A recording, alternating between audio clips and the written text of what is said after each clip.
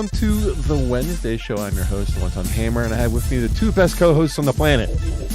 Terry D. Mantis, say hello. Hello. And Jen T. Maxey, say hi. Hello. How you doing, Jen? I'm doing all right. How about yourself? I am doing well. Terry, how you doing? I'm tired, but otherwise fine. Yeah, you haven't been getting much sleep lately. No. Bad Very neighbors. Yeah. Yeah, I know. I had the same thing with my neighbor this morning. He's putting together something with wood. I don't know what it is. He's behind his truck, so I don't know what's going on. But he was banging away this morning too. Woke my girlfriend up because she had a day off, and she, of course, wasn't going to allow me to sleep if she's awake. So she woke me up. So I had to deal with that. But he was still going at it a half an hour before the show started. So. Yeah, I was like, please stop before the show starts. But it started to get a little dark outside, so he quit. That was perfect. Hello, everybody in chat. Keyrenam is everybody, apparently, and Adam. But we'll have our typical trickle of people coming in as the show goes along. Big news on the show tonight. Big Ben is back in college campuses giving students a lot of shit. He handled another guy this time pretty handily. Actually, I went back and saw, of course, whenever I have some stuff to put on the show, other creators beat me to the punch. Lauren Chen just put out a video an hour before the show where she was talking about Big Ben. And she played a couple of videos. I don't have the luxury of doing that on the show tonight, but we'll talk about it anyway. And then the deadly train attack in New York, we have an update on that, which happened today, that Philly D covered before I got a chance to do it. Yeah, I've been watching a couple of... I'm going to run the show at noon from now on. Yeah, I actually watched the news a couple times on that one. So I have been following the train thing. So anything that Philly D was talking about, I could probably call him on because we know he doesn't do his own research. Well, Jeremy called him on his previous coverage of it anyway, and I'll hit on that while we're talking about it. Also, bad news always comes in threes. First Bob Saget, then Norm Macdonald, now Gilbert Gottfried, the Aflac guy. And a longtime stand-up comic has passed, so we'll hit on that a little bit. He was in so much Disney. He was in so much of my childhood. I'll still remember him as Aflac. It's weird. There's certain people as actors that when they've passed away, it feels like losing that uncle that you never really met. Yeah. Just because they were in your life so much. And I did view him as that guy I wish was principal because he would have been funny at least. But yeah, I was sad about that yesterday. Yeah. And then if we have time, we could talk about Amazon and their America-centric view to what happened in the history of Ireland. Not great. So the last two topics we can cover. I don't want to get too much into Gilbert Gottfried. That's kind of a a downer, but we're all going to miss him, and he was a cool dude and all that kind of stuff, and beloved. I had a picture. I saw a picture. I don't know if it was on Twitter or where I saw it, where it had Saget, McDonald, and Gilbert in a picture together. Aww. Yeah, is that the one where Jeff Ross is also in the picture and everyone's joking about? Only the funny ones got killed. I don't know who the fourth person was. It was just some guy I'd never seen before. So probably Jeff Ross. It was the picture I'm thinking of. He was the painter guy, right? The guy with the frizzy hair. No, that's Bob Ross. Bob Ross. Okay, I was close. Jeff Ross is a comedian. Is he? There you go. Yeah. There you go. You have those four, and the only one I didn't hear about, they're all comedians, the only one I didn't hear about was him. So you're right. But yeah, I saw that. I was kind of like, aw. And I think I saved it on my phone just for a memento. But yeah, so I mean, bad news comes in threes once again. Here we are with this. So rest in peace, Gilbert. You were my favorite Hollywood Square. Yeah, he was. Yeah, I like you him. fool. You know, Have you seen that? I think it's like a lot of the older actors, you know, considering so many of them have jumped off the hill into crazy land, just losing more of our normal guys. Just I'm just like yeah, there's a website called Cameo where you can like pay like low he was on celebrities. He was on there. Yeah.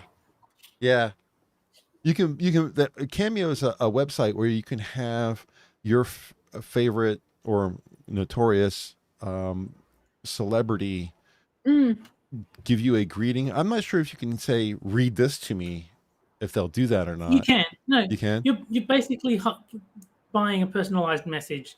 They have the right to refuse to read it, but you can absolutely tell them what to say. Yeah. Oh, Costin's in chat. Hey, Ochi Costin and Green Badger Outdoors has joined us. I'm hello. Wondering where Assassin is. Maybe he's got other things to do. But yeah, so Matt and Blonde notoriously had a fan of the show. Had done what was the name of the girl that did the cameo for them? It was the girl who started the whole Weinstein thing. What was her name? The originator of the. Was that Rose McGowan? Or was Rose McGowan. Else? It was Rose. Wasn't it Rose McGowan that did it? I think so. Yeah, some fan had her saying, "Congratulations to Rebecca for keeping Matt woke." It's like you're talking about a girl who's this close to being a Nazi and a guy who's this close to joining her at this point. Talking about being woke. Neither one of them are anywhere near woke, So it's God no. It's just pretty funny to hear Rose McGowan say, "Oh, good job at being woke," and they're like, "No, they're not woke." So it's pretty funny.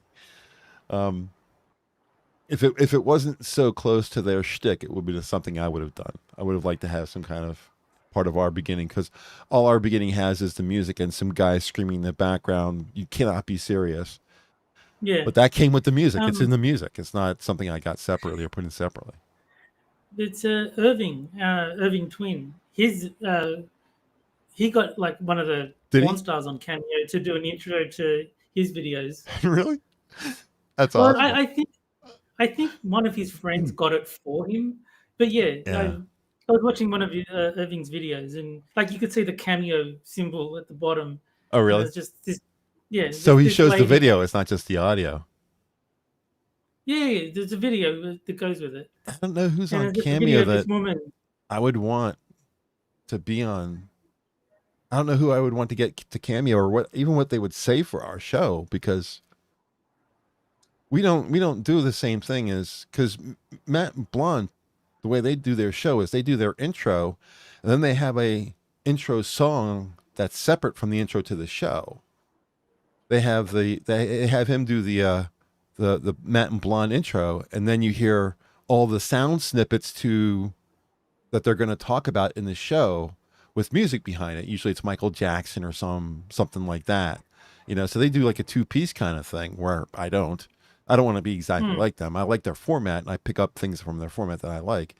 But so it's a little bit different. But I can't imagine finding a way to fit a cameo into our intro song in a way that would be, that would fit. And I don't even know who's out there to know, what I would get or who I would get to do it. It would probably have to be somebody in the Star Trek world. Probably get Jonathan Frakes to do it or something like that, and nobody would know who it is. I'm sure you could get someone from Star Trek that's on that site. I'm sure there'd be someone. Yeah, I'm sure there's someone out there, especially from like Enterprise. A little bit lesser known version of Star Trek, the show that get Will Wheaton just to piss everyone off. Who? William Shatner. Oh, William Shatner. Get Will Wheaton. Will Wheaton. That would be be cool for Will Wheaton to do an intro, and before I introduce you guys, just say, "Shut up, Wesley," and then do the intro to you guys. That'd be a great bit. It wouldn't last very long, but it'd be funny a couple of times. Anyway, so did you guys get to watch the actual presentation from Big Ben in its entirety? No, I saw the clip with the black student who wasn't actually a student from that school. He actually came. He was a student from another school? Yeah. Really? I think that's what happened. So I remember watching. So this is the thing. I'm not sure if I got this from Jeremy or from Ruin Lying, because I watched Leon. I watched both of them. But yeah, he went in all about how he was this educated, blah blah blah. He was this scientist, that scientist. He knows everything, blah blah blah blah blah. I saw that. And then he doesn't even let Ben answer at all. He's just like, well, I don't think you even get your wife wet. I think you have problems getting your PP hard. There are some things that people say that, I mean, if he would just, said, fuck you or something like that, I could handle that. But when you start insulting people on that kind of level, you're just a dick. That's basically it. Like, he came across as somebody who was just mentally retarded, actually. Yeah. I mean, he came across as special needs. He came across as an immature brat. Yeah. And if you listen to the points he makes, you can't really hear it in the background, but Ben responds to everything he says. When he says, I'm a mathematician and physicist, and I have a reward that allows me to go wherever I want, Ben says, well, congratulations. You can't barely hear it in the background, but that's what Ben says. And then he says something about his data is old, and he's using DCI 4 instead of DCI 5. I think that's what he was using. I'm not familiar with that whole thing, and Ben says, well, actually, if you listen to what I was saying, I do use DCI 5. And that's when he says, whatever, bro, you can't get your wife wet, blah, blah, blah. And there are some things that are just disgusting. And I'm sorry, but going after his wife, especially that base of an accusation, the guy's got kids. I think his wife's pretty happy with their sex life. Yeah. So, I mean, there's things you can say. You see your wife is ugly. Okay. All right, whatever. You want to, that's okay. But when you start getting into, private parts and stuff like that, that's just put it this way. Her name is More Shapiro. So clearly she's not getting enough. This kid can barely grow a beard, and he's calling Ben, unmasculine. It's just crazy. I mean, a couple of appearances ago, a guy get up on to the microphone and said, "Why do you keep telling people you're 5'5"?" He says, "I'm, you're obviously shorter than that." And Ben says, "Well, how tall are you?" Which is not the comeback that I expected Ben to say. He was civil, because the guy was kind of making fun of his height. But Ben came back with a civil question. The guy says, "Well, I'm 5'5", and Ben says, "Well, come up here." Comes up on stage and they're exactly the same height, and they made entirely a fool out of that guy because 5'5" is a short king. I get that.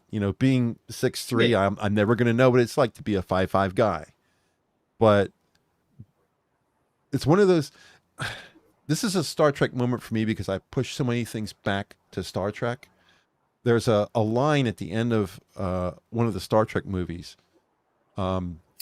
where the old Enterprise, NCC 1701A, and the new Enterprise, the Enterprise B, with Sulu in charge, James Doohan, who played Scotty, turns to the front screen and says, "My God, that's a big ship." Bones says that, and Scotty says, "Not as big as her captain." And Sulu's not a big guy. And that's kind of how I see Ben as. He's not a big guy, but you don't want to go up against him. He's a forceful, intelligent, mature man, and he lives up to the title of Short King. There's no two ways about it. You're not going to beat him, and any woman is going to find that very attractive. I mean, they might have a thing about, all right, well, he's Jewish and I'm not Jewish, or he's religious and I'm not religious. Those are all those mitigating factors. But it's more that he's married. I wouldn't touch the guy. Or married. But still, out of respect to his wishes. And regardless of touching him, you got to admit that a lot of girls are saying, yeah, he may be short, but holy crap, he's a confident man.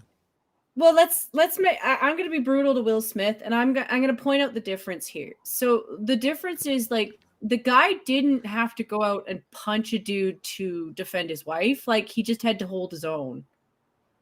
You know, there's a way to handle things and there's a way not to handle things, and you come across as a man and a guy who hasn't really grown up yet.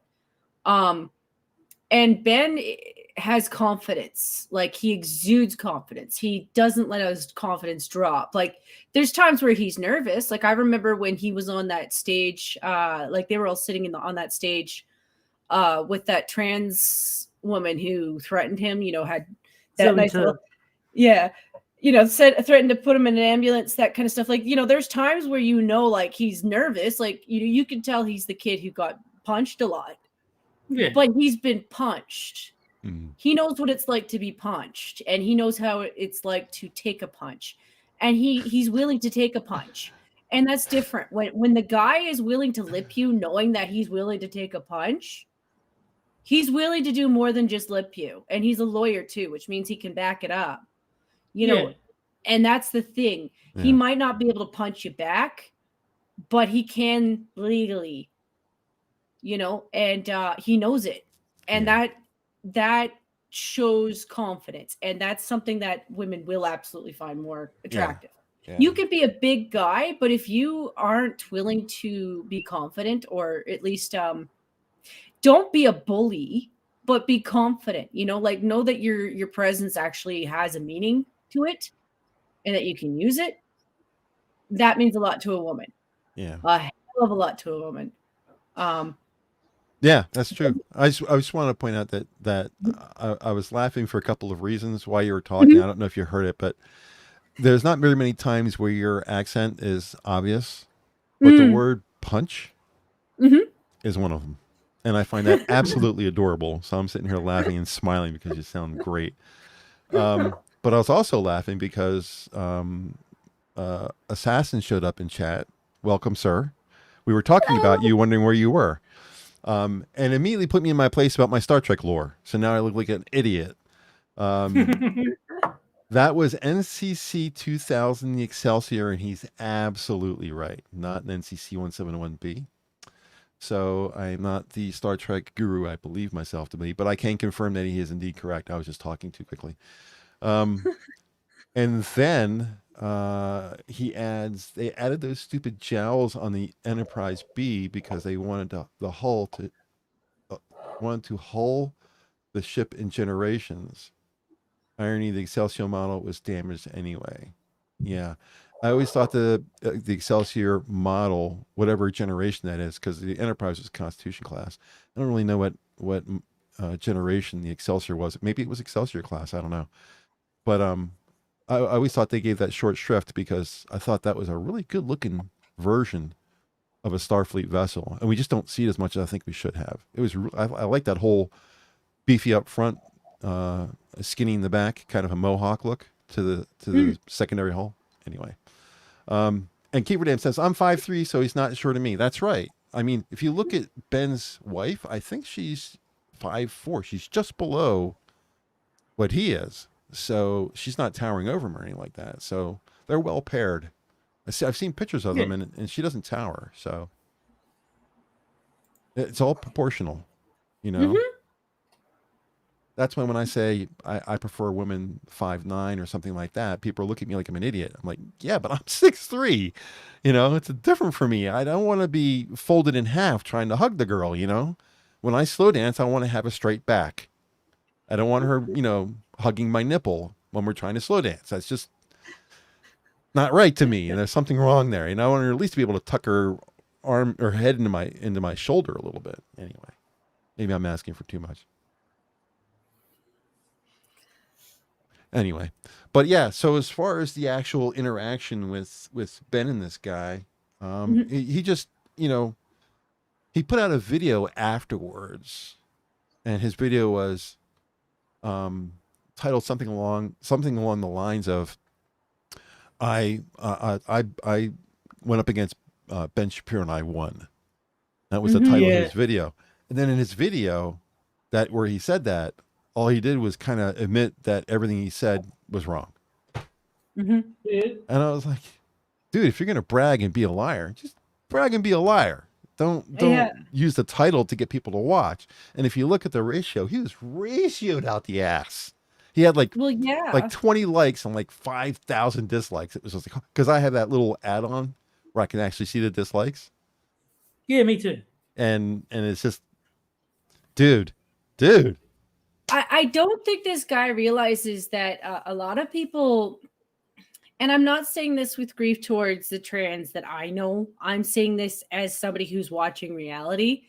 And the reality is people have turned on the trans community. They have. They kind of brought it on themselves. They did.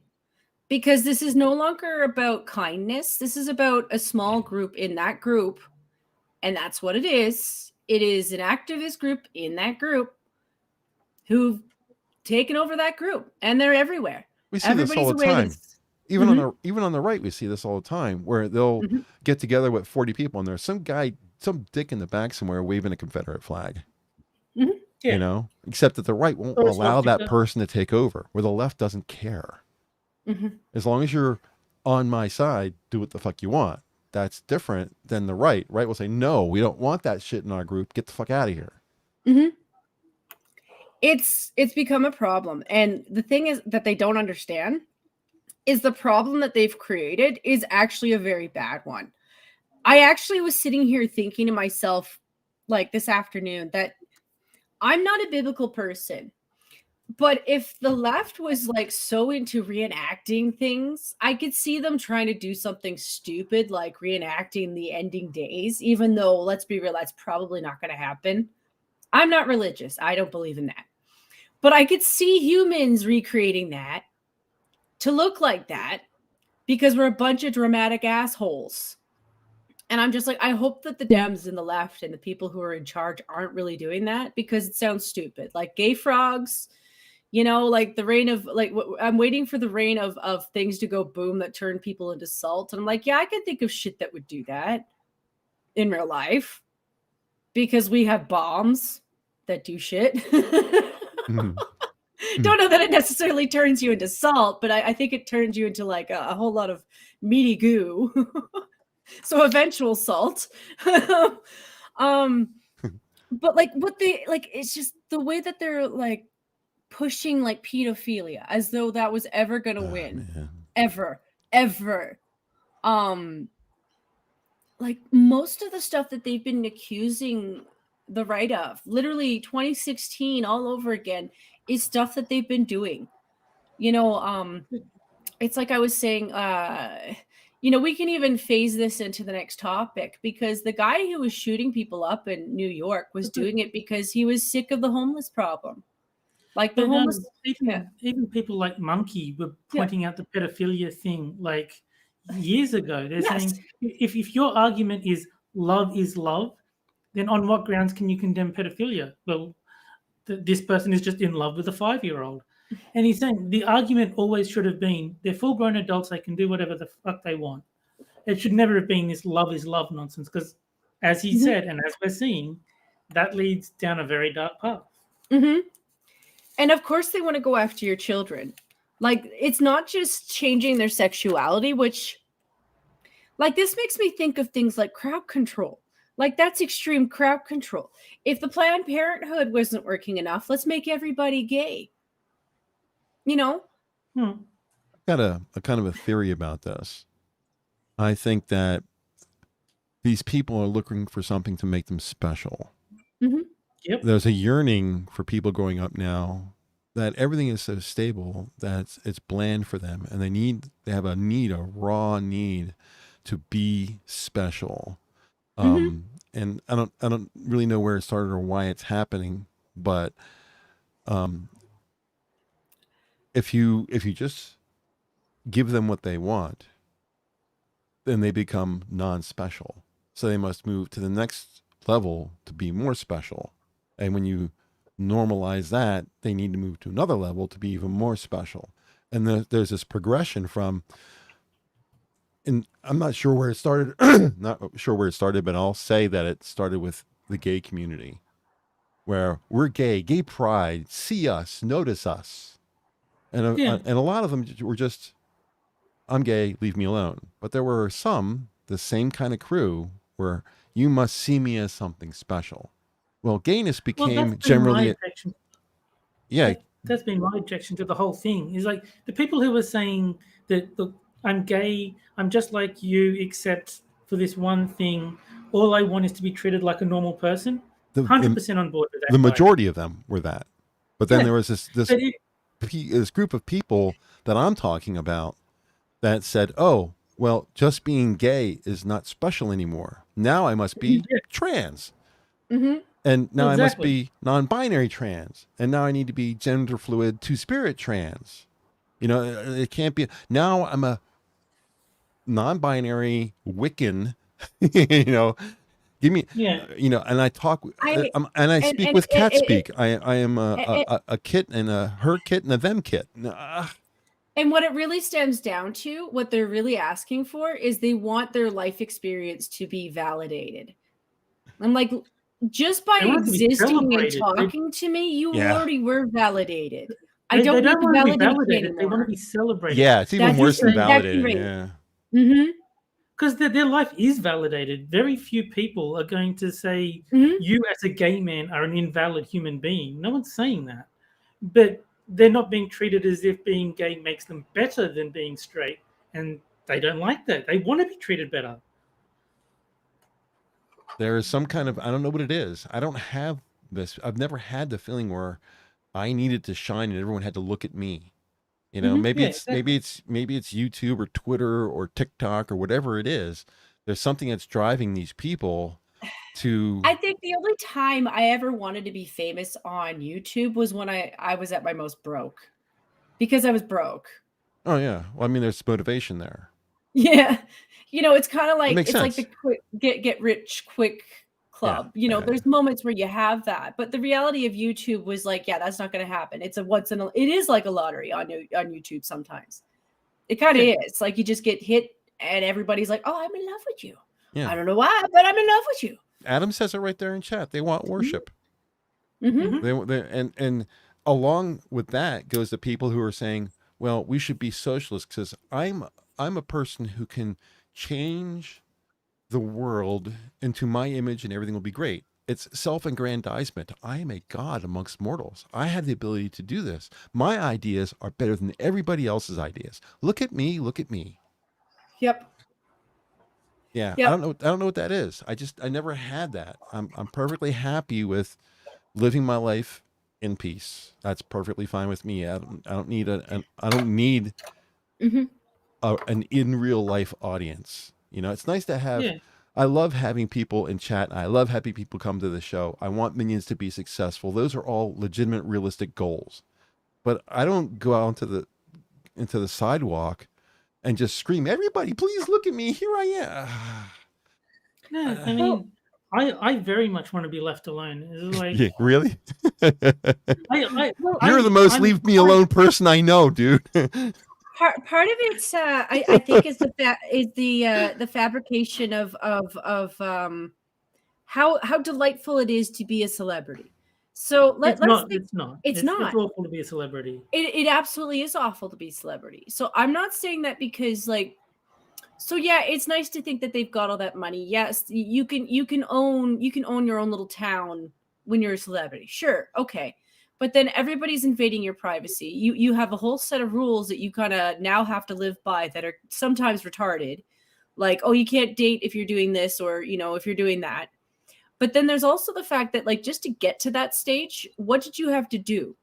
You know, some people are born into celebrity. Okay, well, you know, that's a thing. Maybe you're a royal. Okay, you can't help that. That's just a thing that happened. But celebrities nowadays, like I keep joking as a person who is very much agnostic. I'd say that when I say that like the majority of people in Hollywood have sold their soul for money, I mean that, and I mean that in terms of money. Like they would sell anything for money. I don't even think they know what they sell half the time. I think half of what they're doing right now is them trying to juggle what they're trying to sell right now. And they don't even know what it is that they're trying to sell because half of them aren't educated on any of this stuff. Like if you look at them, they're a mental case trying to give us advice on how to live our lives. Yeah. The last people who are qualified to do that. Exactly. the whole thing with being famous. I don't know who said it, but someone was saying if you've always wanted to be rich and famous, try just being rich. See if that doesn't do it for you.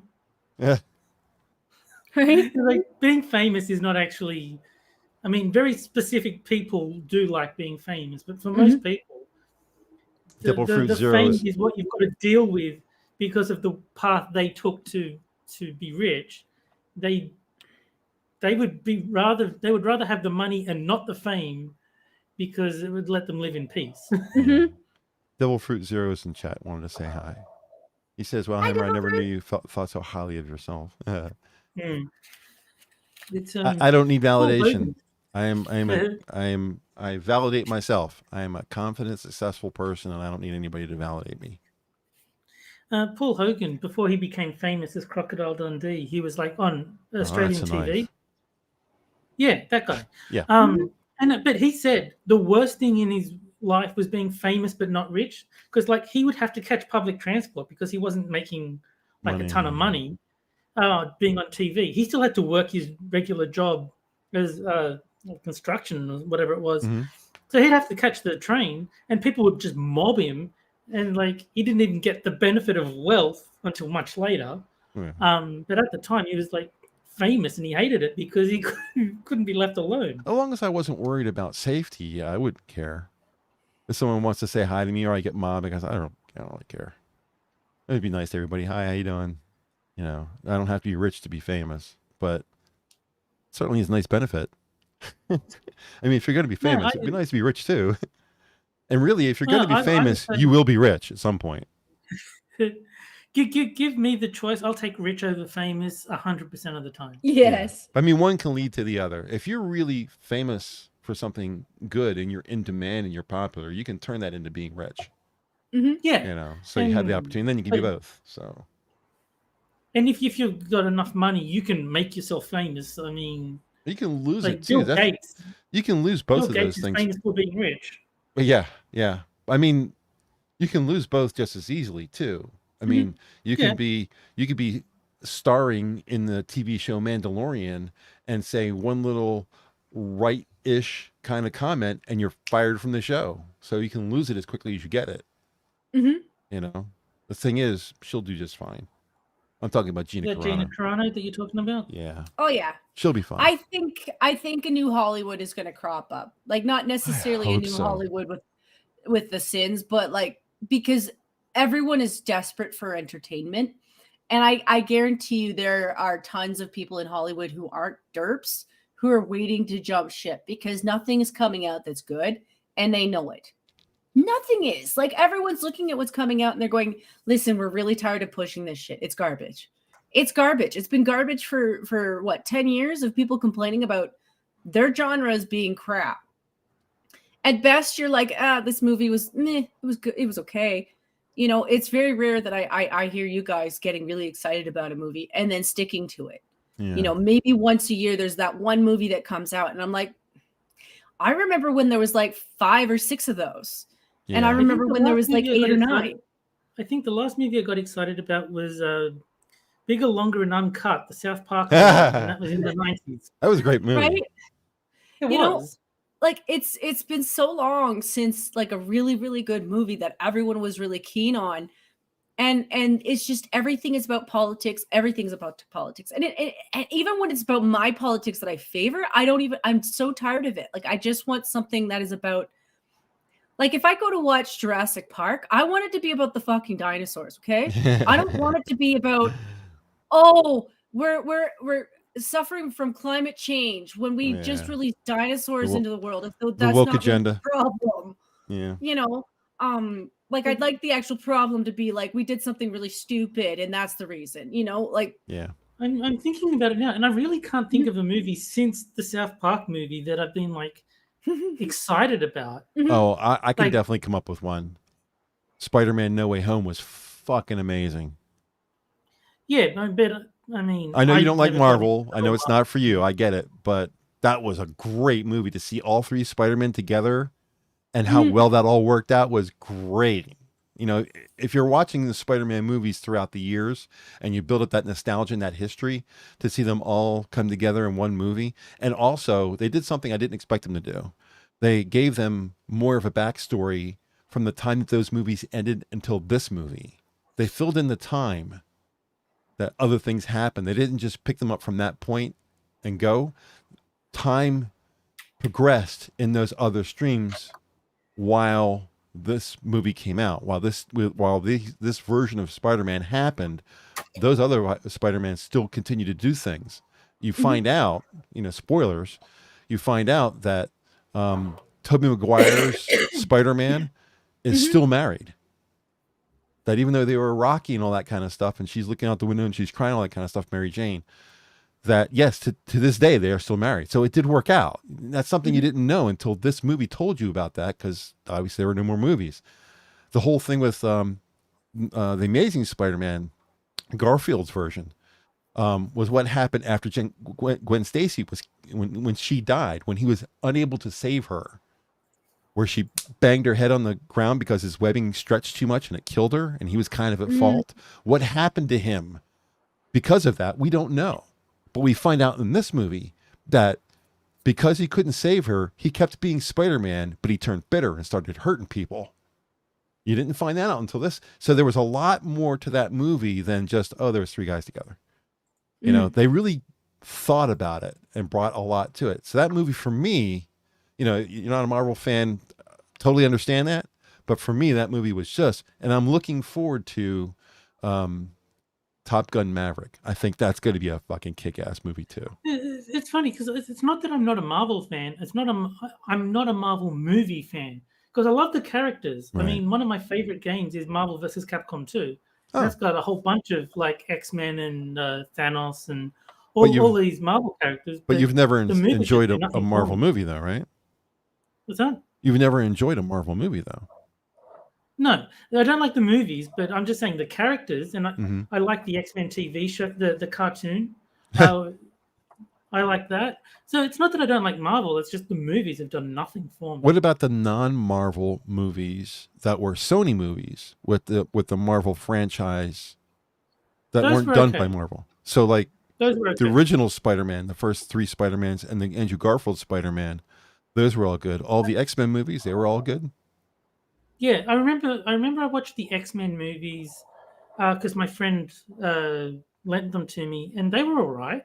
I didn't mind them. It's just the Marvel Cinematic Universe has left me cold. It doesn't work for me. I get it. I think the thing is too is the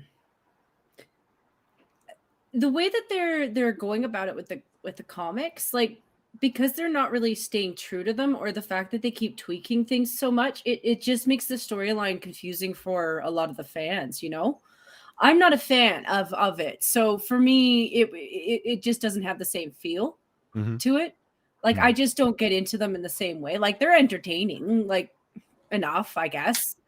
It's just like with Thor, though. Like, I really only kind of like the first Thor. And I was like, oh, look, it's Chris Hemsworth dressed up as Thor. That's kind of sexy. You know, but then they had Natalie Portman, and I was like, can you not add her into everything, because she makes everything about herself. She does. She makes every movie about herself, and I'm like, I can't stand that type of actress. And the thing is she is beautiful. I think she's gorgeous.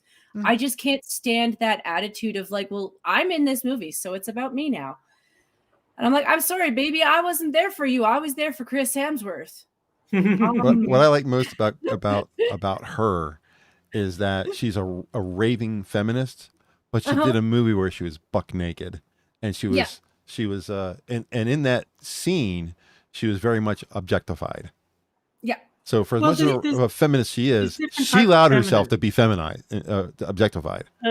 No, there's different types of feminism though, because there's sex positive feminism, and that's she's the one where they're celebrating sex workers, and she's allowed to sexualize herself. If she's the one doing it, it's okay. She highly regrets doing that.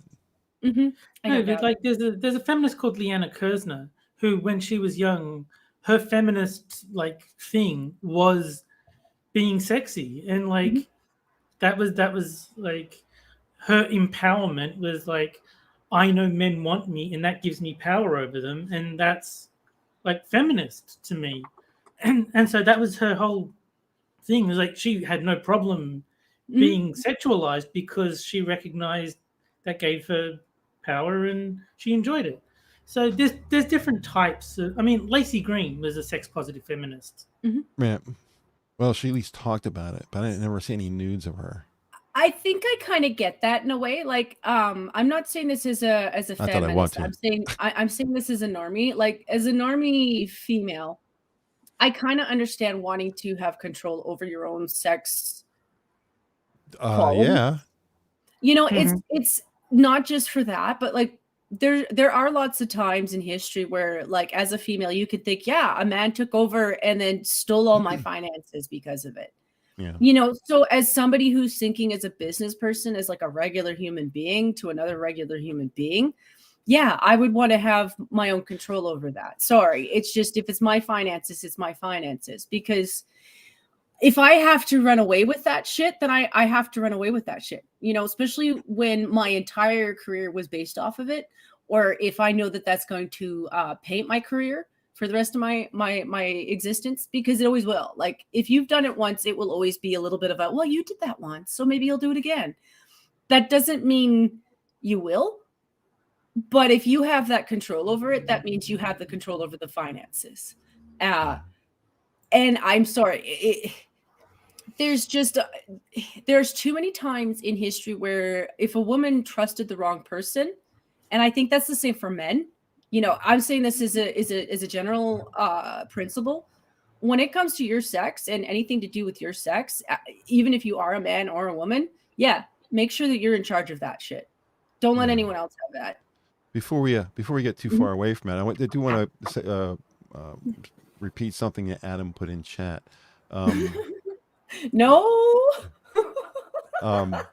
He says, but Willem Dafoe was hands down my favorite part of that movie. Goblin was fantastic. Very rarely do you see in an MCU movie where you're actually scared. Most of the MCU movies are lighthearted or action, but you don't see much scariness out of them. There's a fight scene with Willem Dafoe where Willem Dafoe is kind of sitting down in a hallway and Spider-Man is on top of him punching him. And Willem Dafoe has his eyes wide open and a big smile on his face. And every time he gets hit, he looks back at him and he's smiling. And he hits him again, he looks back at him and he's smiling like, I'm enjoying you beating the shit out of me.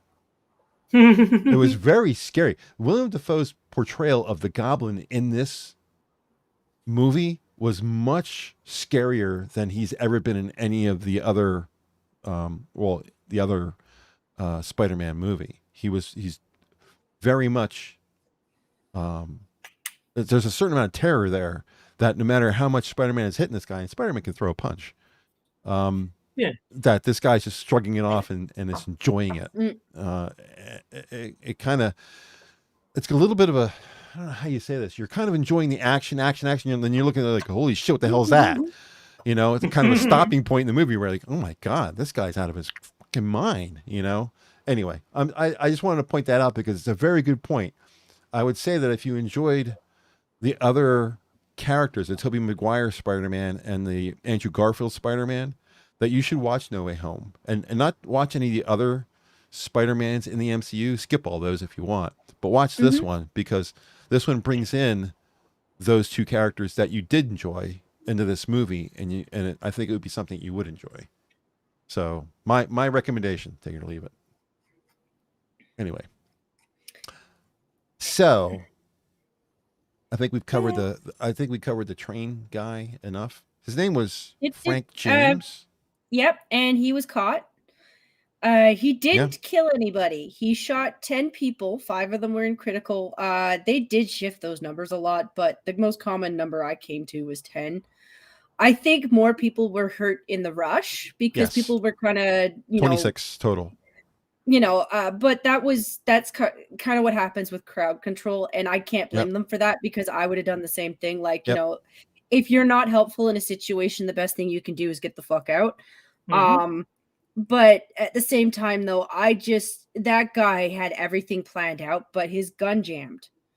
He's gun jammed. So he freaked out and he dropped his shit and he ran. And thank God that he did, because he had that meditated, like that he had a bag full of other things too. Like he had explosives, he had a machete. I think not a machete, it was a hatchet. He had more rounds. You know, he was planning to do damage. So I've heard mixed things. He was against whiteys.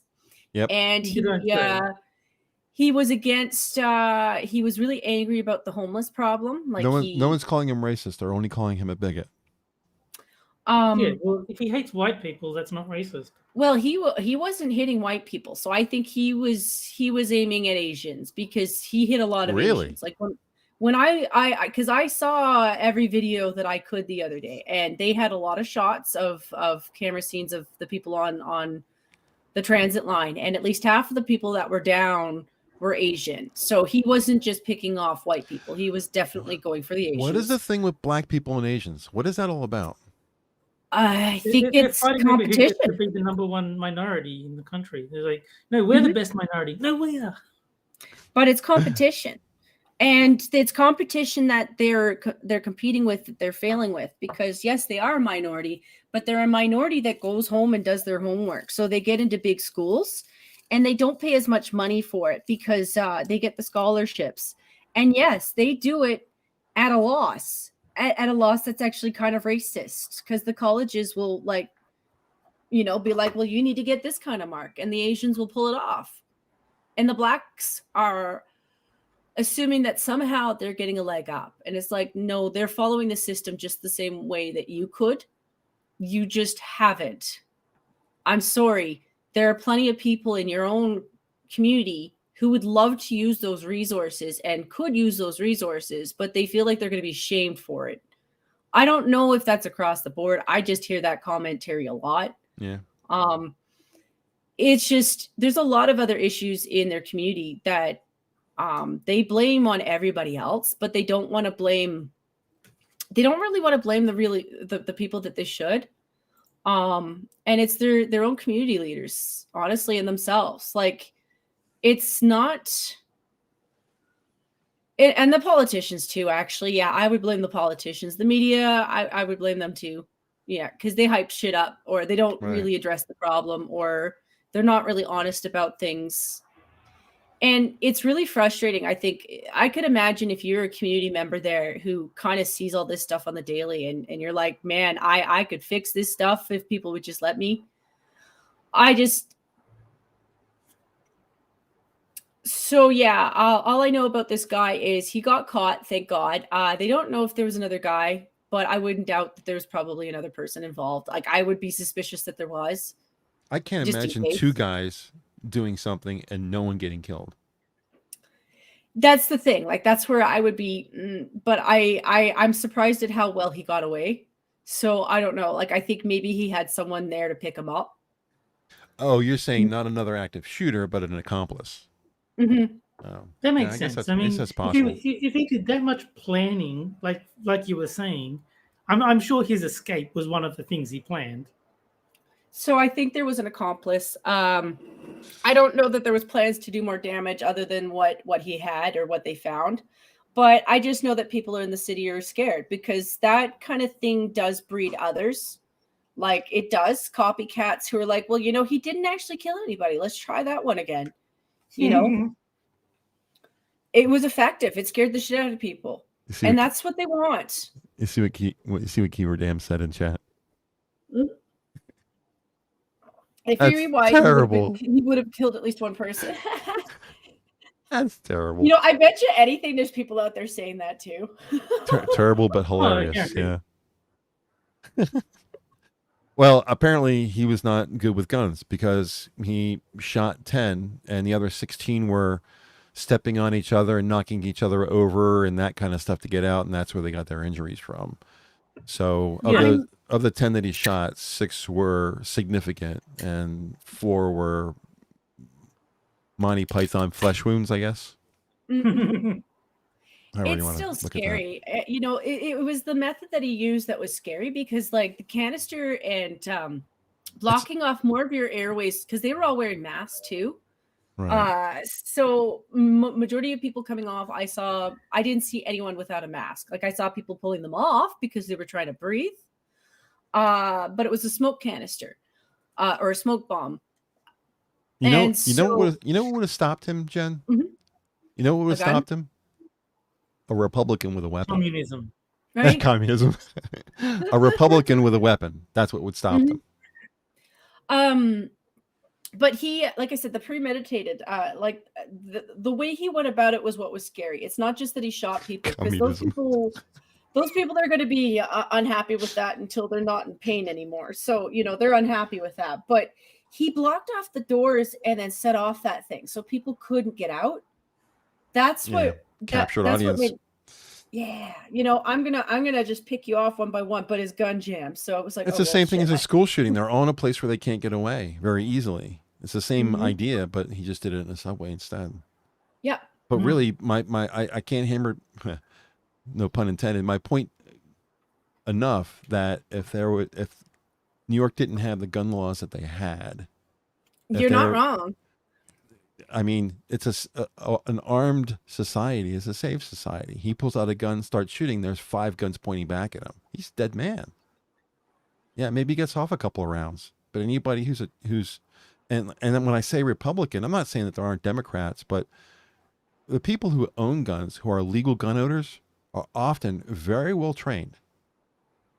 This guy shot 10 times and killed nobody. If you put that same gun in the hand of somebody who has gun training, and that's 6 people dead, 10 people dead, you know, if to some extent the government in New York is responsible for this because they've made, like I said, owning one guns copycat killer. All it takes is one copycat killer to see what he did and be like, you know, that was actually pretty effective. If he was actually just a better shot. Let me give it a shot. I'm a better shot at it. I can do more damage. Absolutely. Real mass shootings have never been tried. Yeah, really. And they don't necessarily need to be a big pew pew. Like, I'm not saying this as an anti-gun advocator. I'm more saying this as a hammer, what the hammer is saying, advocator. A 22 common sense gun laws. Yeah, a 22 will kill people. You know, the lightest, smallest, you know, don't think that's wrong, but girl gun is going to kill people. You know, so I mean, you don't have to have the AR, you know, or an AK or anything like that. You can just pull out your little tiny pew pew, go bang, bang, bang, bang, bang, bang, bang, you know, put it up to somebody's temple. Yeah, 22 will kill you, no problem. So if everybody has a gun, then anybody who pulls a gun to try to do anything bad is going to get a bunch of guns pointed back at them. They're going to be executed quickly, and there's going to be very little damage.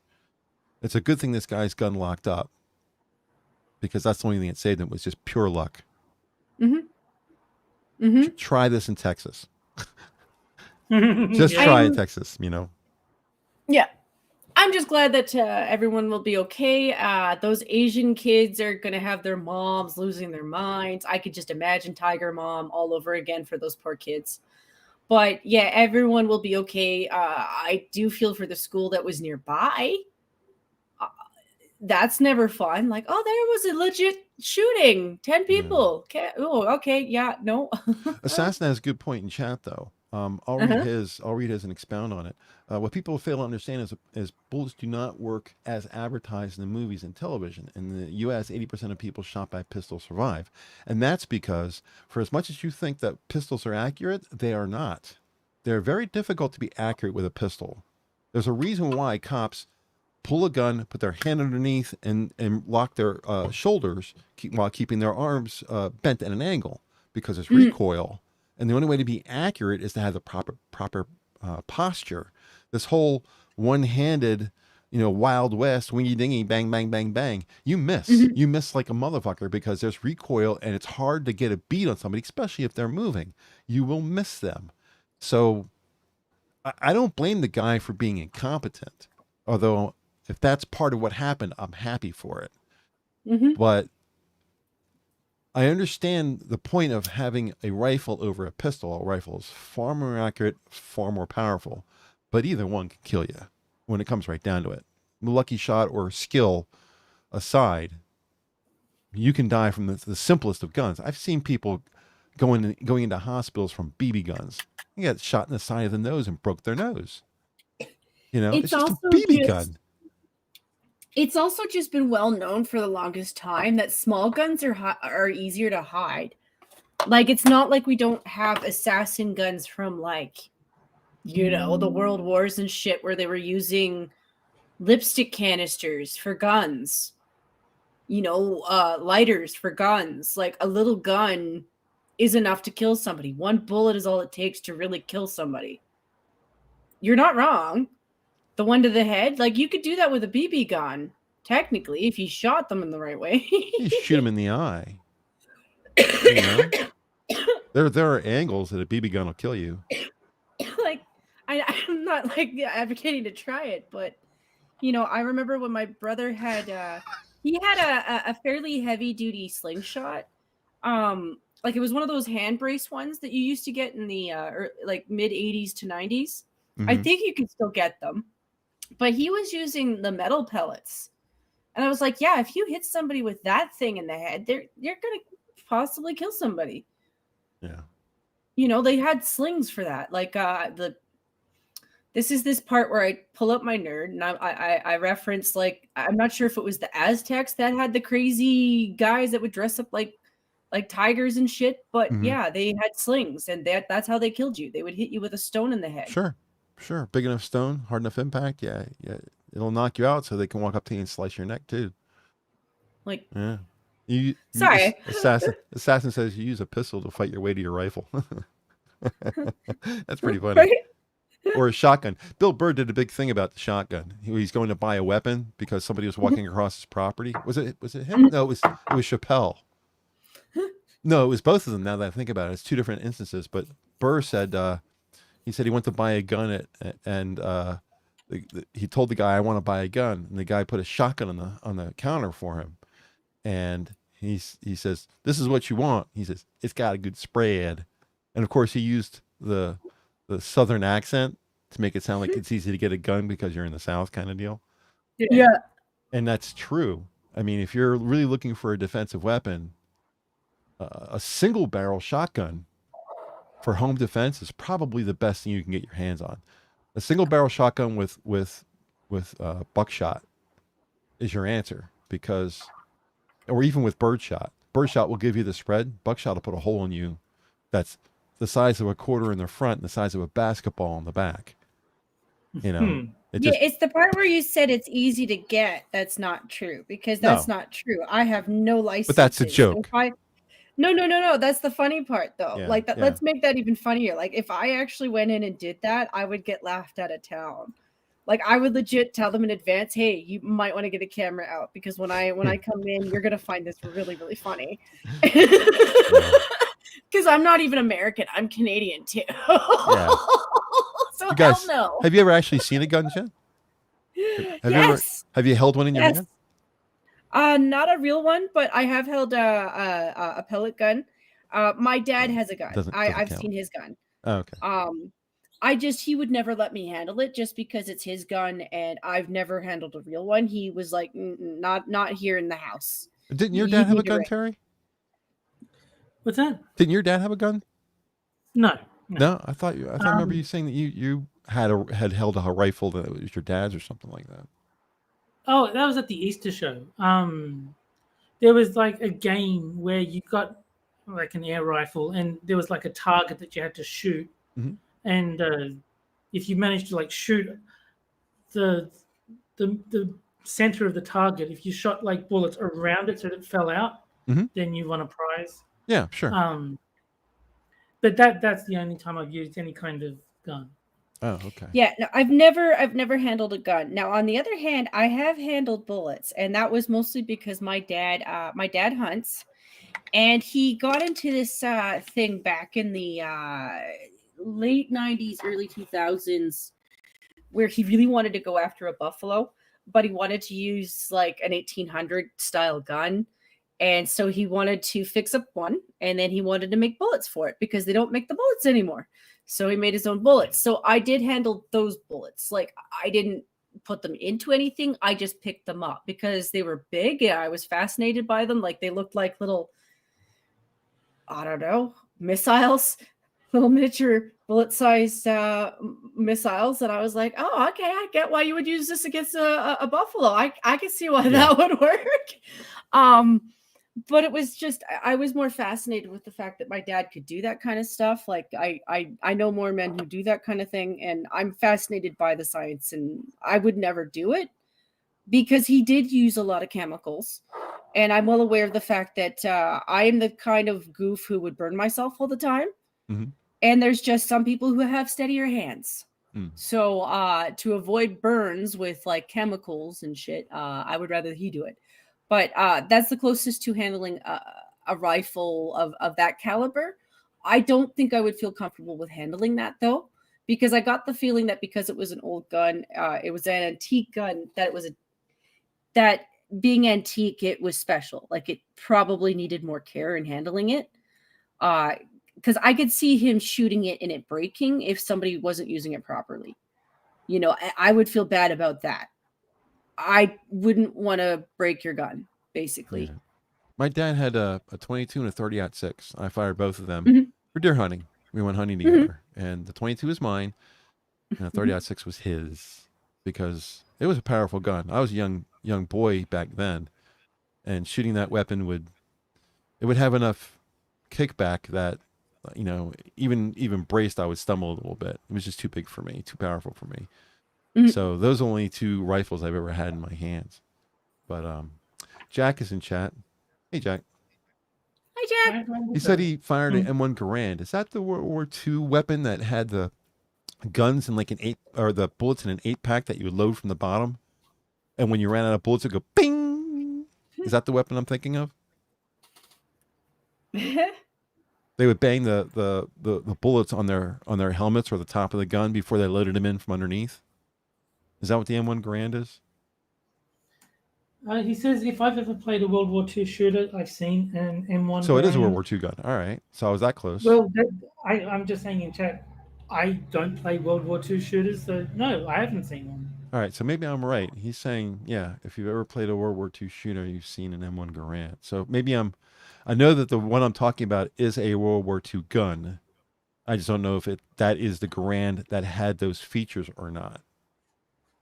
But I remember seeing you watch like Band of Brothers or Saving Private Ryan or all those World War II movies. You always see them using a weapon.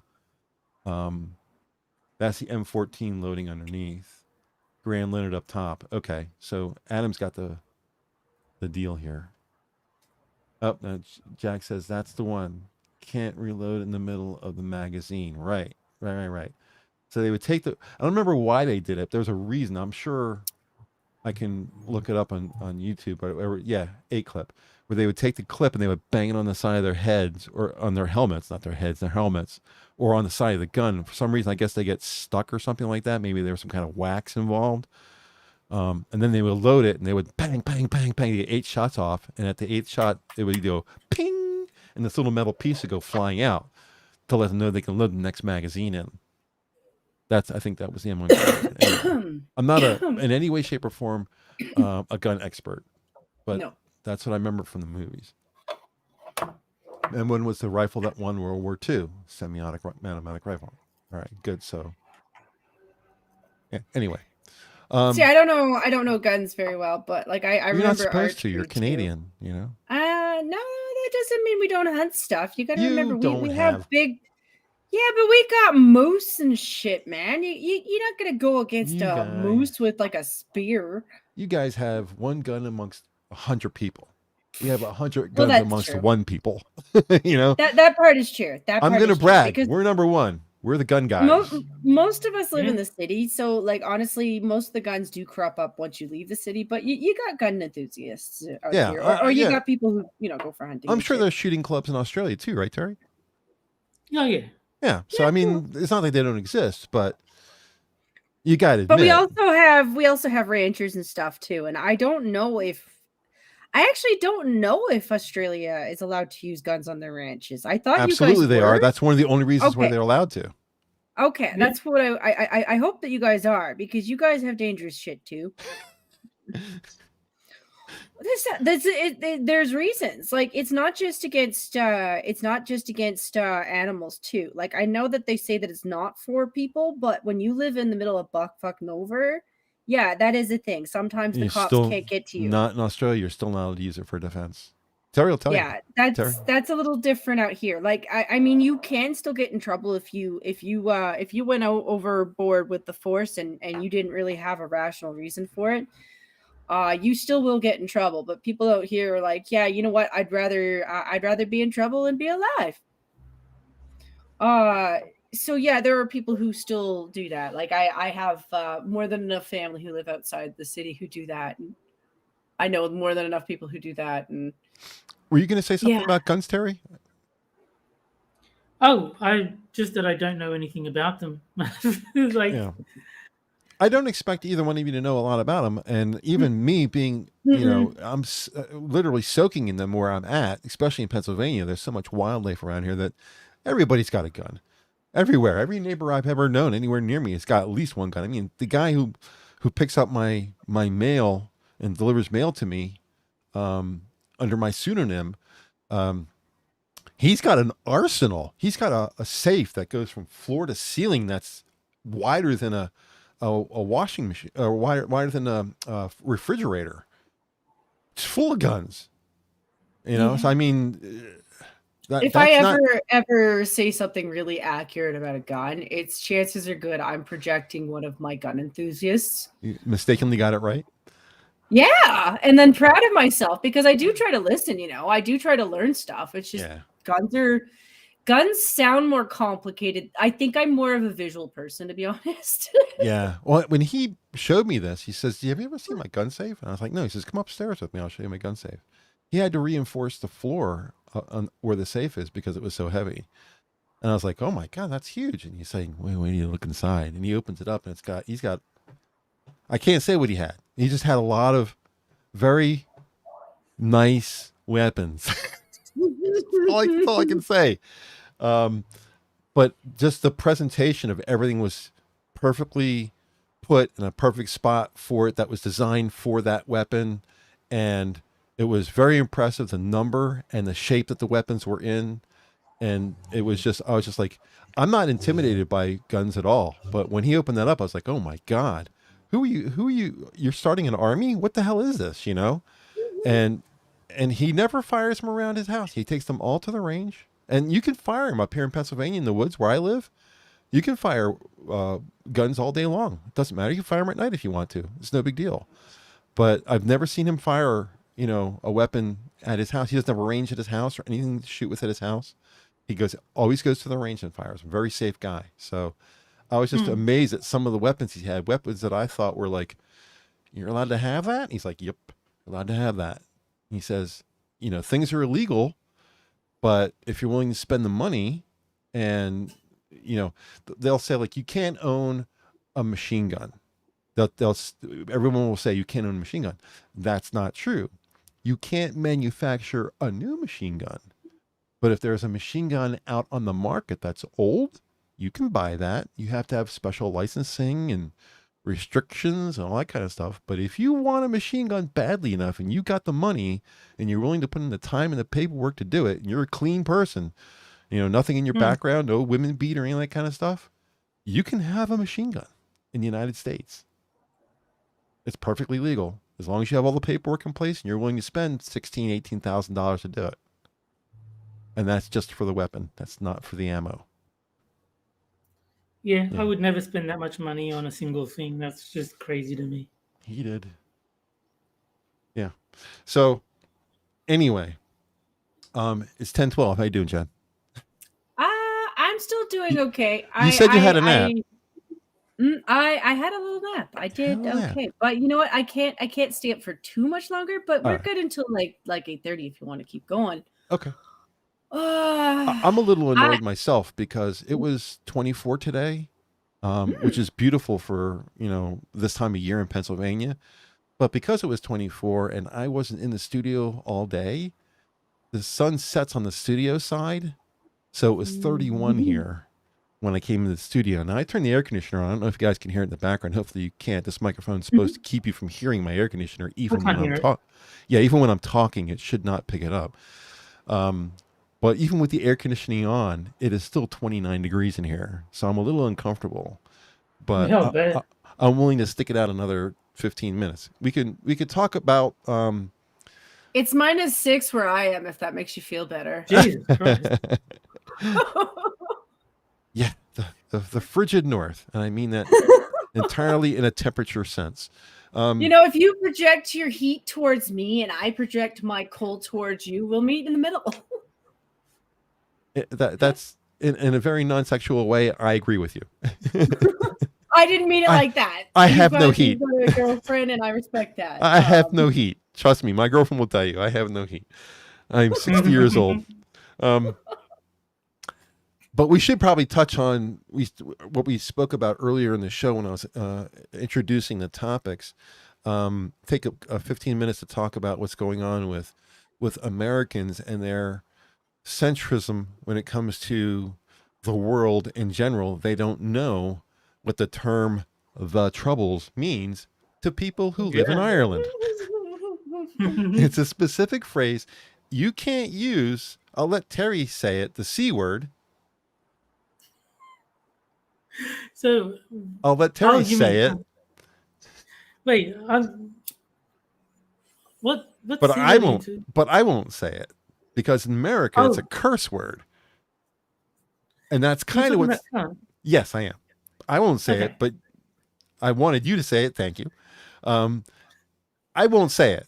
There are some words that I'm not going to say. Terry's a much braver person than I am, and he has his status. So my first thought goes to the naughty word, and it's cunt. And honestly, I've listened to enough Bearing. You will say it too, and he will say it. Listen to Bearing. I will not say it. And I will not say the N word, and I know that not everybody has that limitation either. There's some words that I just don't. I don't feel comfortable saying. You're a gentleman. That's okay. You know I guess you could say that. I mean, if a guy is doing something that I think is not manly, I'll call him a pussy. I have no problem. I say the F. I say fuck. I don't have any problems with curses, but there's certain ones that I just think are for me personally, are past where I'm willing to go. In any case, that's kind of what happens here. Is that in America, that term means nothing to us. Just like the C word means nothing to Terry. You know, the term "the Troubles," we're not even aware of it, let alone use it in a provocative way. But you say that to somebody in Ireland, they avoid it at all costs. Oh, even of course. Even people who are Irish. Look at what's her name? Diane Jennings. She's got in England and France where you're really discouraged from using the peace symbol too, and we're because it's kind of like an FU. Right. Well, look at the word fanny. You know, we know what that means here. Or it's just your butt. But or the UK word. Sorry, YouTube. I mean the cigarette version. Yeah, the UK word for cigarette. Version. Right. The slang word. Bundle sticks. But I mean, most Americans have no clue. Most Americans don't know that there's two Irelands. That's true. They have no idea. They have no clue whatsoever. And they don't know one's in the UK, one's not in the UK. They don't know any of that. So when someone in America starts talking to someone from Ireland and uses the term "the Troubles," holy shit. I was going to say, I watched Diane Jennings. She's an Irish YouTuber. Even she avoids it at all costs. She'll say, and that was back when, that's kind of like when, this is her talking. That's kind of, back when, there was the Troubles. That's how she says it, and she lives there. So I mean, I know because I try to interact with people who are not in my country. That's what the Wednesday show is all about. I like our interaction because we're in 3 different countries, and I would seriously consider maybe even bringing on a 4th person if they were from a different country. Can I tell you something honest with you, Hammer? I wouldn't be at all surprised that when you talk to most Americans and you think about places where we're assholes, man, I'll tell you. Well, yeah, it's not that you're assholes. It's just that your media twists things for so long that you tend to brainwash yourselves into believing things. So, like, if I told somebody on the streets of America that, yeah, Ireland used to have people who did terrorism, like did acts of terrorism, Right. there are Yeah. literally kids who wouldn't believe me. Now, most people aren't Really? like that, but I do believe that there are Wow. some kids in America who wouldn't believe me. What were Just the like, names of those people in Ireland? There was a name for them. They had their own name. I can't remember, So there but was the Loyalists and the Republicans were the two factions, I believe. Oh, there but was a like, name, like the Palestinian Liberation Organization, the You PLO, mean the IRA? The IRA. That's what it was. the Irish like, Irish. Republican Army? Yeah. Yeah.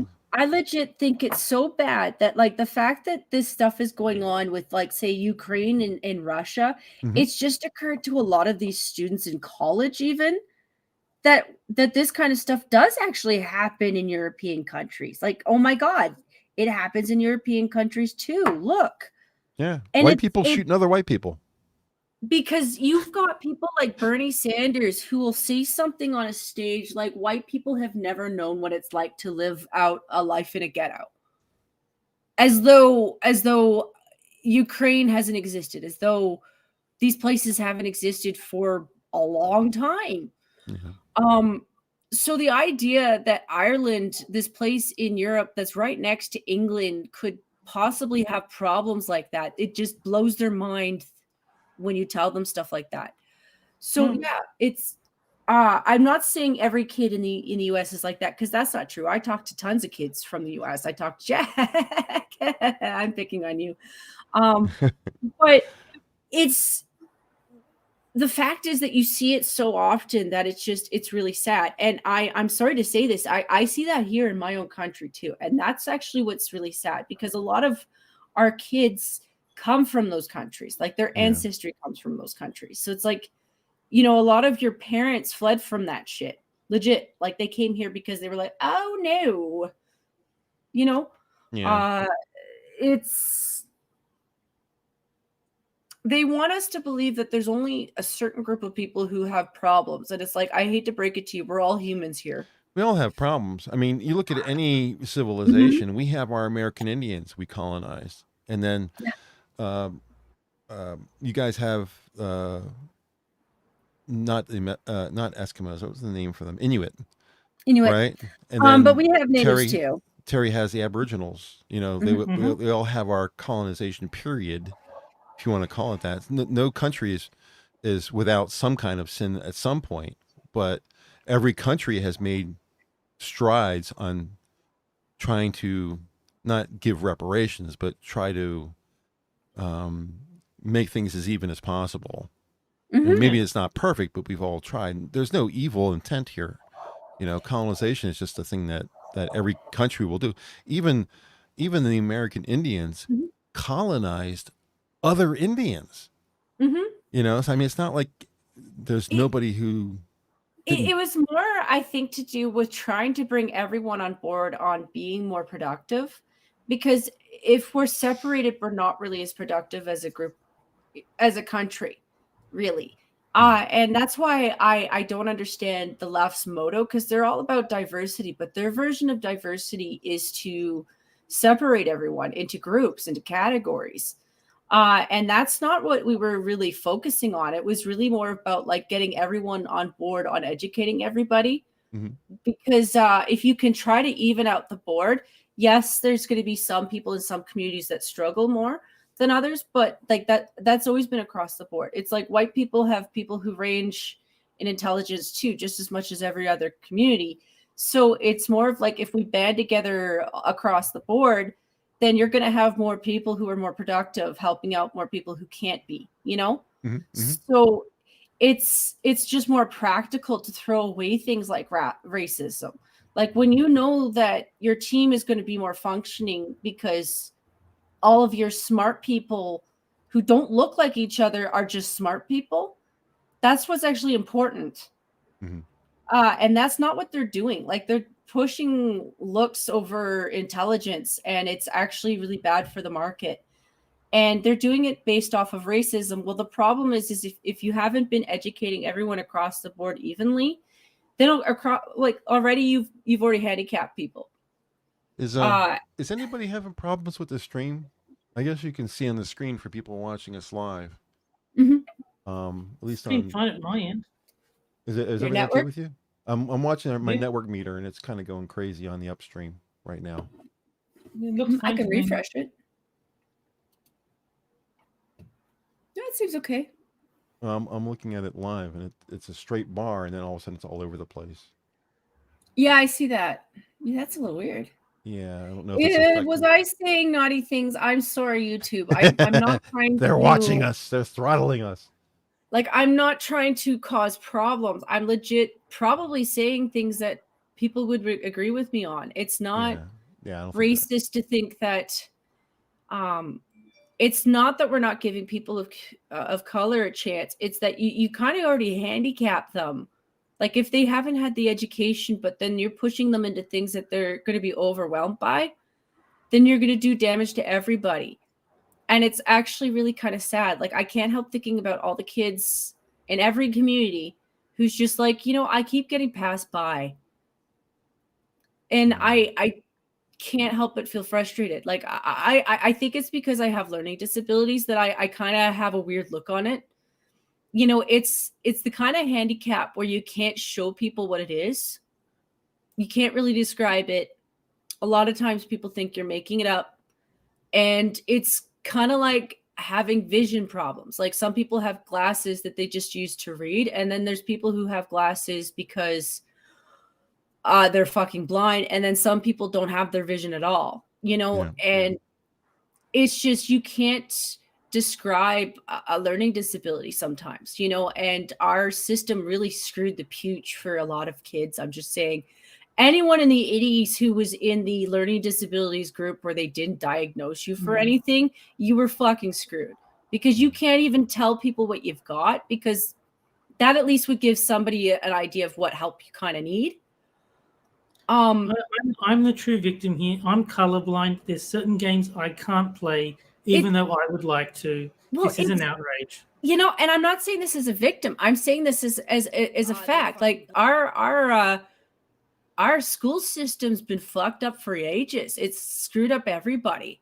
It really has. And there's probably areas in every group where, culturally speaking, we've been holding ourselves back. Like, are we living with old-fashioned thinking? Yes. Like, it's a lot of the school system doesn't want to change. Like, it hasn't wanted to change for like probably 30 years. They are now trying to make up for it by making up stuff. That's what it looks like to me. I've had a hatred for our school system for the longest time, because you do actually have kids everywhere who will say, hey, this really didn't work. I'd like to be productive in life, but I can't, because the resources you've given me and the people who are talking to me aren't really doing their job, or aren't taking it very seriously, or I'm going to get made fun of for this. So I'm not going to own up to it ever. I don't know. Maybe some kids are just better off on an individual basis, and more kids are better off on a bigger basis. I don't know. Yeah. I just know that what we're doing is probably not as productive as it could be. And it means that we have a lot of kids who are half dumb. Not because they're dumb, but because they could have learned things a little bit more efficiently.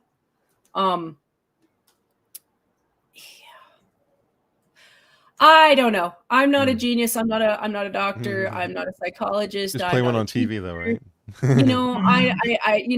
But I also don't think that that trans women should be in women's sports. I actually think they could use their own league.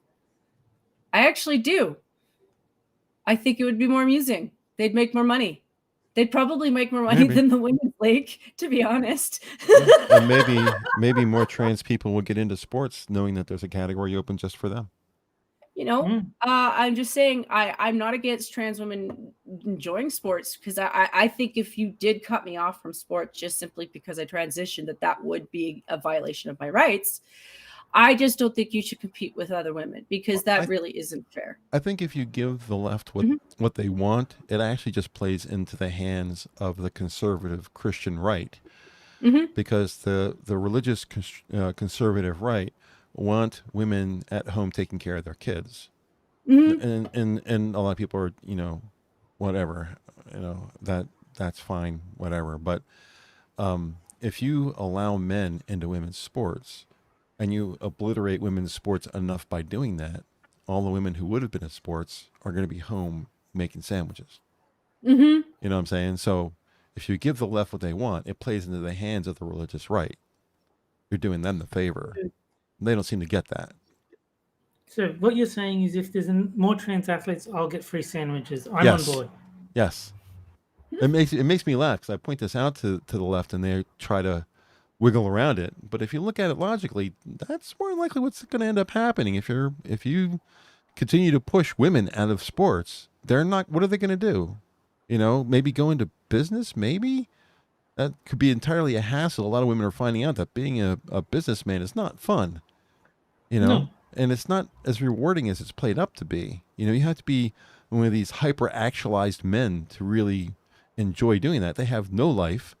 It's just work, work, work all the time. And that's just, it's not a good way to live. It really is not a good way to live. There's a flaw in your plan, Hammer, because that's going to send more women back home to make sandwiches in the kitchen, because all our executives are going to just transition into women. It works for me. Right? I won't turn down a good sandwich, I'll tell you that.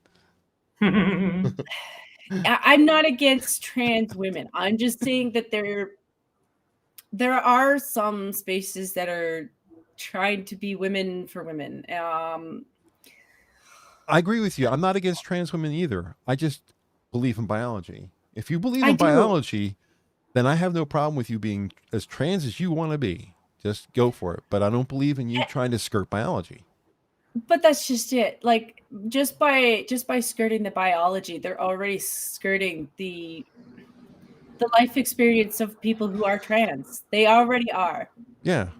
By taking away the trans, they're eliminating their life experience. Like, everything about their life was their transition a little bit, just because they had it. If you want to know what a legitimate, intelligent, smart trans person thinks, you talk to Chaos Eve.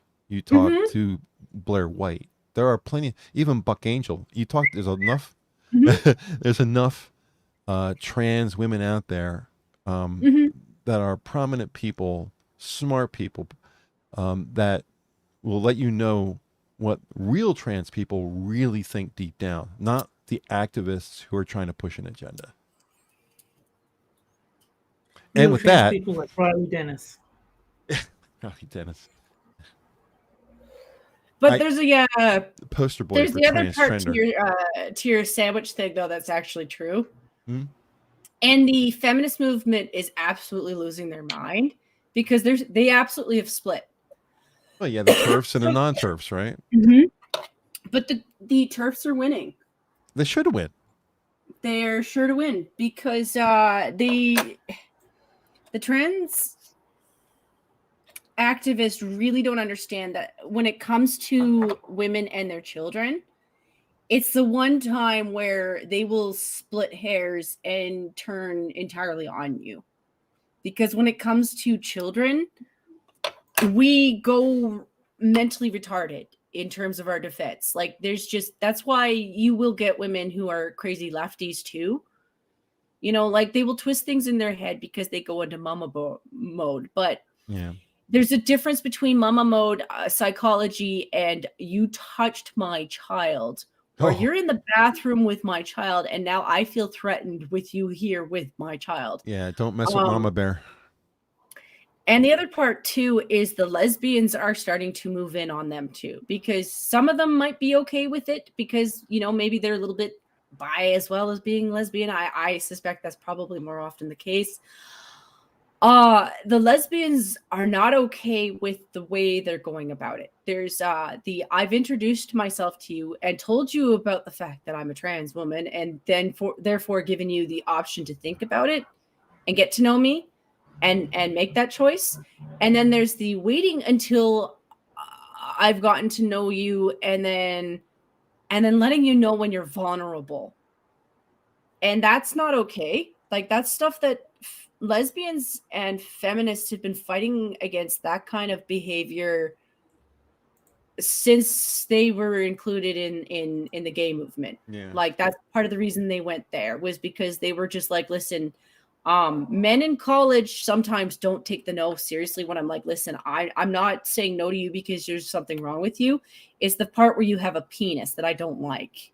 Yeah. You know? And that part is really true when you're a lesbian. Like, when you are a lesbian, you don't like penis. It's kind of like when you're really, really gay. It's kind of confusing though with lesbians. I don't really understand it. They'll say, well, we don't like penis, but then they'll use a strap-on, which is a plastic penis. So there's a lot of things that bother me there. But this is a Dave Chappelle routine. You know, they got the different people in the car. Did you ever hear that thing? Yeah. It's hilarious. It's probably one of his better bits. Have you heard it, Terry? I think so, yeah.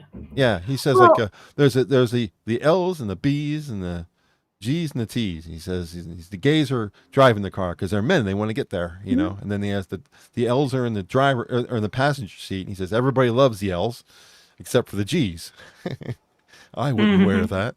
And then, and he says, then there's the bisexuals, and then everyone just thinks they're greedy. And then there's the trans, and everybody hates them because all they're doing is making the road longer, you know? So, I mean, it's just, and the thing about it is everyone laughs at all these things, but there's a seed of truth in humor, you know? And all those things that he's saying are actually pretty true. Well, it's yeah, well, it is like that.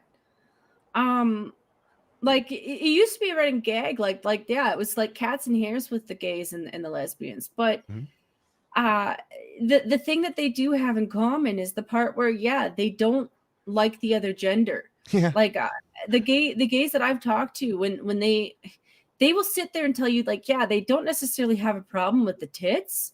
It's the vagina. Yeah. It's the main part. It's the part that you're going to have sex with. Everybody's like that. You know, a straight guy is not going to date a male to female because they have a penis. I'm sorry, but if I'm having sex with anybody who has a penis, that makes me gay. End of story.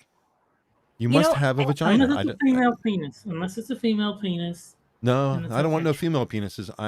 If I'm going to date somebody, I'm expecting, you know, if things get to that point, I'm expecting a vagina at some point. You know, I maybe I'm a bigot of some sort. I don't know, but very transphobic. I guess I'm also going to drop the hard truth. The hard truth with a lot of the trans women that are having problems with picking up women is the fact that they're ugly. No, that is not the problem. It's but they are. They are, well, it's mentally and psychologically speaking, the approach that they go with is so mentally abusive.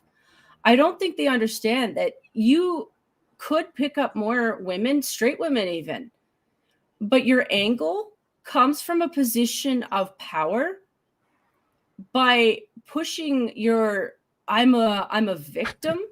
I'm going to hurt myself. Or if you don't like me because of blah, blah, blah, blah, blah, blah, blah. That's a manipulation tactic. It's usually a hard no or a hard pass. Like, if you're going after women like that, it means that you're going after somebody who you think is going to be sympathetic with you. And you're trying to be manipulative from a position that's actually kind of scary, because that person is now thinking, well, so every time I have an argument with you, you're going to threaten yourself like that, or you're going to threaten me like that, or, you know, I have to jump through all these hoops to make you happy. Like, those are so many red signs to anybody that you're a hard pass. And women will pick up on that so much quicker than men. Like, it's one of those things where I oftentimes really do sympathize with guys nowadays, because you got a narcissist problem. Like, everybody has a narcissist problem, but women get away with it a lot because they're pretty, you know. Like, a guy will put up with shit because she's pretty, and I'm just like, You know, a woman would run away from that in an instant. You know, Keeverdam says, I like cis men. I like cis men too. I just want to point that out because it makes me smile. I don't know what it is. Maybe I don't know, but I just when a woman says I like guys, I was like, yeah, it's nice. Yeah. I like that. Makes me feel good. But it's like I said, the angle that I've seen from a lot of the trans activists that really complain the most is, quite frankly, some of the most rapey shit I've ever seen ever. And the left is like highlighting that, like they're so proud of it. And I'm just like, you guys were like 6 years ago hammering on that about the colleges being like rape training camps, you know, like, and here you are with your rape training camps. Yeah. And I just feel sick because like there are actually legit really good people in the trans community. Like you've said, like Eve is great, Blair is gorgeous.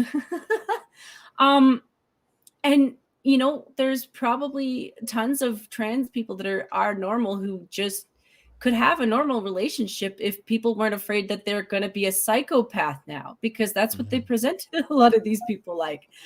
So thankfully I've had interactions with normal trans people who weren't psychopaths. And I think those same people are in every group. I think we've come to that conclusion many times in this chat and others that they're everywhere. It's not just the trans community. They are everywhere. I just wanted to point out that when we changed subjects a little bit, the bar went back to being normal again. I think the FBI is watching us. Something I said. Didn't get us in trouble. But, I might be. I am in Canada. That's the reason why I put that up there. So often you get people who are running podcasts and stuff like that who will say, I had this problem or I had that problem, or this is the fault or that is the fault. By having that bar up there, you can see that this has nothing to do with me, my computer, or anything like that, or my router. That's my communication with YouTube, that bar. So when you see it fluctuate, it ain't my PC that's doing it. It ain't StreamYard's doing it. It solves a lot of the question problems when someone says they're having a problem. You can see right there when that bar gets crazy, that's outside my house. So that's either my provider at their end or the connection between us, or that's in Atlanta, Georgia, which is where YouTube is. So it's something outside of my control. That's why I put it up there, so I don't get blamed for things when they go wrong. I make my own mistakes, but I'm not going to admit to those kinds. So why don't, unless you have more to say, why don't we go ahead and get out of here? It's 20 of. Well, I'll make quick parting words. I don't know if anybody Canadian is left in the chat, but Pierre Polivier, whose name I butchered because I'm not French. I make no, I'm not apologizing for that one. He's doing really well, and that makes us happy because he's the guy that Trudeau's a little bit scared of. What happened to him? He's kind of doing his tour right now. He's doing his talks, and so he's had a tour of Alberta. And they were trying to make it out like he wasn't doing very well, and so now he's posting pictures everywhere, and his fans are doing very well in his career as opposed to his health. Yeah, well, okay. No, he's he's. I thought he had COVID or something. You said he wasn't doing very well. I thought, was he going to die? What's going on? Yeah. No, he's pulling a Trump. Basically, he's going to events and pulling in tons of people, and it's scaring the shit out of him. Good, good. So that's the way to do it. Mm-hmm. Is anything going to happen with Maxime? Does he get another shot at this, or? He's going to keep running, but right now his party doesn't have enough people in it to have a seat. So he's still kind of an other party. But I'm still gonna root for him anyway. It's one of those things where I've always stood by the idea that there should be more than one conservative party. There should be more than one liberal party, because that way it keeps each other on their toes. And that way it gives you a little bit of a variety, because there's more than just left and right. We already know that. And it's the more parties you have without having too many parties, the more you can keep people on check on what they're doing. And so as much as I am going to root for Poilievre, I will probably vote for him, because at this point, anything to get rid of Trudeau and have someone with some sense. As Terry said, he would have voted for Trump. I probably would have voted for Maxime. Him and Viva as a 1-2 punch. That was pretty provocative. I'm kind of with you on that regard. Like, as much as I can, I'm still going to vote for Maxime, just because, like I said, in especially in my province, like, I really wish he would go provincial in my province, because he would do really well. But he has to make that move. He might also have to switch out some people, because some people haven't been getting anywhere. You know, I'm not the person to tell him that, though. Like, he's the guy who's got to make that decision. But Pierre has the background to pull a move. He also has the people to pull a move. Like, he's coming from a big city, and I think that's part of the reason why Trudeau is so nervous. Like, he's a regular guy, he's a polite guy, he's smart, he knows what he's talking about, and he's got talks with people who are willing to protest Trudeau. And Trudeau just came out like a chump, saying, "Oh, well, I actually don't have a problem with people protesting. I appreciate their right to protest." I'm like, "Oh, so long as unless they're protesting you." Well, yeah, you can't do that. Yeah. Well, it's 88 in here, so before I melt down, or my computer does, I'm gonna because we can. I really do want, maybe next week, next Wednesday, we have a topic for talking about what's going on in Canada as far as this stuff is, because it's important to me, and it's interesting, I think, to the audience. So we'll pick it up next week. But I'm gonna move on. I'm starting to get a little woozy, so it's not. You probably should get out of here before I pass out entirely. All right, so let's go ahead and do that. I want to thank chat, as always, for hanging out with us tonight. If you're looking for more of the zoo, our Discord is linked in the description down below, and we are live every evening, most shows starting at 11:30 p.m. Eastern, 7 days a week. Quiz on Monday, usually at 8. Skep on Tuesday. The Wednesday show, of course, 9 o'clock every Wednesday. Johnny Hellcat Thursday. Sanguine this Friday. Harry Channel starting the weekend on Saturday. And a new host showing up on Sunday. I guess you guys will hear about that pretty soon. We will be back next Wednesday at 9 p.m. as usual. Hope you guys enjoyed the show. And we'll see you again next week. Have a great night, everyone. Bye, everyone. If I'm not there, Adam, just so you know, I will still, like, share your stuff. Because I have to sleep. I have to work. Dang it.